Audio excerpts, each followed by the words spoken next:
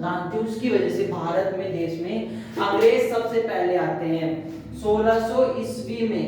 ठीक है, 1600 ईस्वी में ईस्ट इंडिया कंपनी के रूप में, ठीक है, ईस्ट इंडिया कंपनी के रूप में व्यापार करने के लिए आते हैं।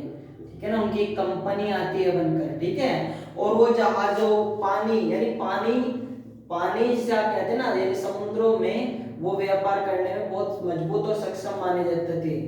समुद्र में वो व्यापार करने में बहुत ही सक्षम और मजबूत माने जाते थे। ठीक है, भारत देश में सबसे पहले अंग्रेज आते हैं, 1600 ईस्वी में आते हैं, ईस्ट इंडिया कंपनी के रूप में व्यापार करने के लिए आते हैं। व्यापार करने के अधिकार महारानी एलिजाबेथ प्रथम चार्टर एक्ट में निम्न विस्तृत अधिकारों में उनको विकास करती है, उनको निम्न विस्तृत अधिकार देती है। समझ गए इतनी बात को? आइए आगे बढ़ते हैं।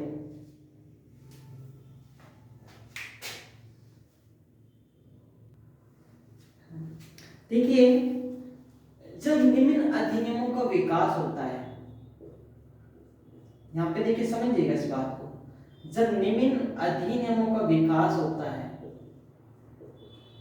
निम्न अधिनियमों का विकास, ठीक है, होता है,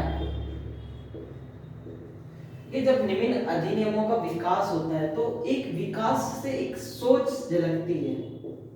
सोच, ये सोच ब्रिटिश की थी। सोच किसकी थी? ब्रिटिश की। ब्रिटिश की सोच क्या थी? भारतीय नागरिकों को, भारत के नागरिकों को, भारत के नागरिकों को, भारत के नागरिकों को निम्न नियम बनाकर, भारत के नागरिकों को निम्न नियम बनाकर, भारत के नागरिकों को निम्न नियम बनाकर गुलाम बनाना। समझ गए?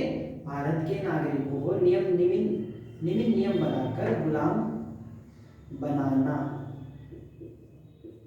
ये इनकी क्या थी? एक सोच थी।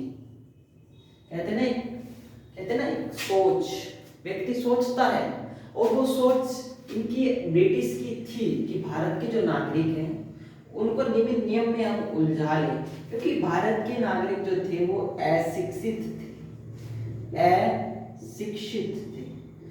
अशिक्षित। और आपको पता ही है, जब किसी व्यक्ति को किसी चीज के बारे में पता नहीं होगा तो आप उससे अंगूठा किसी भी चीज पर लगवा सकते हो, किसी भी चीज पर अंगूठा लगवा सकते हो।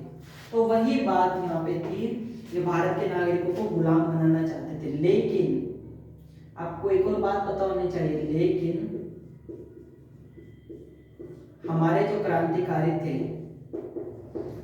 लेकिन हमारे क्रांतिकारी,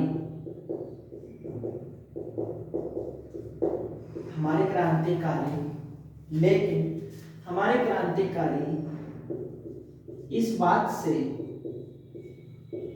हमारे क्रांतिकारी इस बात से वाकिफ थे, हमारे क्रांतिकारी इस बात से वाकिफ थे, इसलिए उन्होंने, हमारे क्रांतिकारी इस बात से वाकिफ थे, इसलिए उन्होंने सिपाही विद्रोह, आप लोगों ने सुना होगा, इसलिए उन्होंने सिपाही विद्रोह 1858 ई, नाम सुना लग रहा होगा ना, इसलिए उन्होंने सिपाही विद्रोह 1858 ई, ब्रिटिश ताज क्राउन,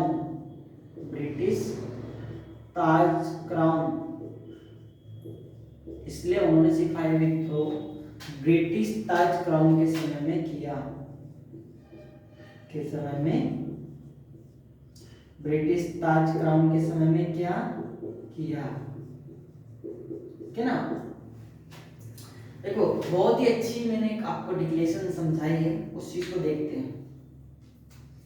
जहां पे निम्न अधिनियमों के विकास होने की बात आती है, तो आप लोग बहुत समझदार हैं, मुझे पता होगा, निम्न अधिनियमों का विकास होना अर्थात एक सोच नजर आती है। सोच किसकी थी? ब्रिटिश की थी। भारत के नागरिकों को निम्नलिखित नियम बनाकर गुलाम बनाना। लेकिन हमारे क्रांतिकारी इस बात से भली भांति वाकिफ थे, इसलिए उन्होंने इस बात को इसलिए उन्होंने सिपाही विद्रोह 1858 ब्रिटिश ताज क्राउन के समय में किया।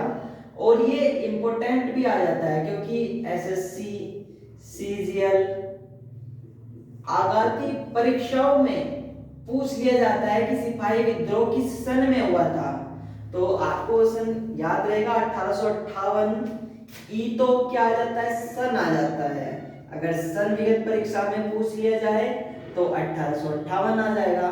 किसके समय में हुआ? तो ब्रिटिश ताज क्राउन के समय में हुआ।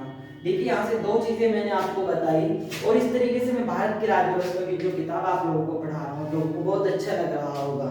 चलिए अगले पार्ट में हम लोग पढ़ते हैं।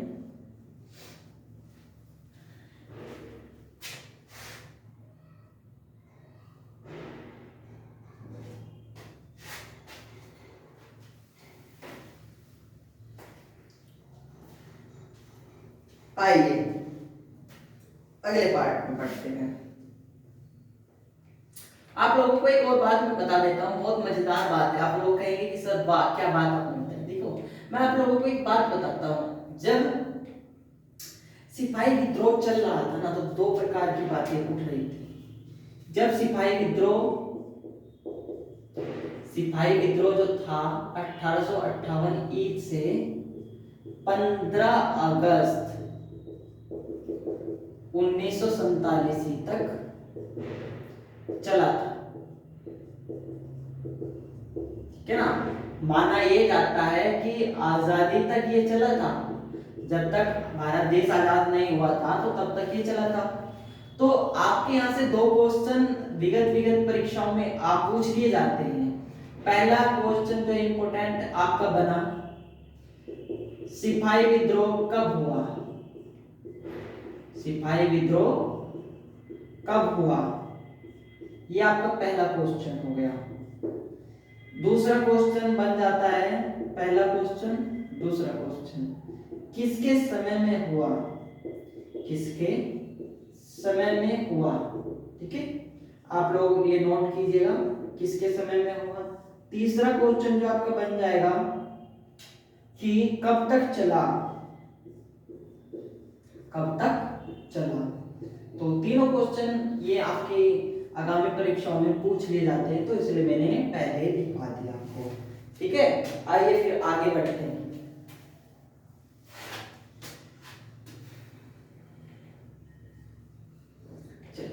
देखिए अब बात करते हैं अगले पार्ट की। ठीक है,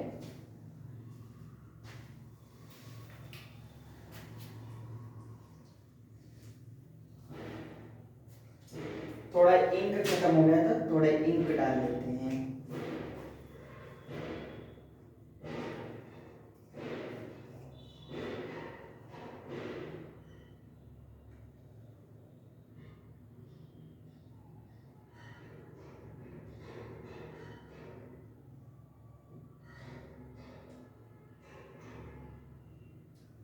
चलिए फिर आगे बढ़ते हैं।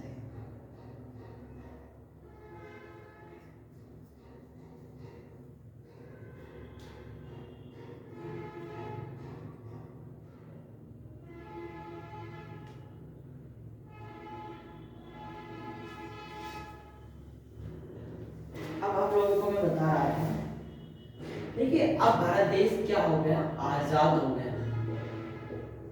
भारत देश क्या हो गया? आजाद हो गया। ठीक है, 15 अगस्त 1947 को भारत देश क्या हो गया? आजाद हो गया। आजाद हो गया। लेकिन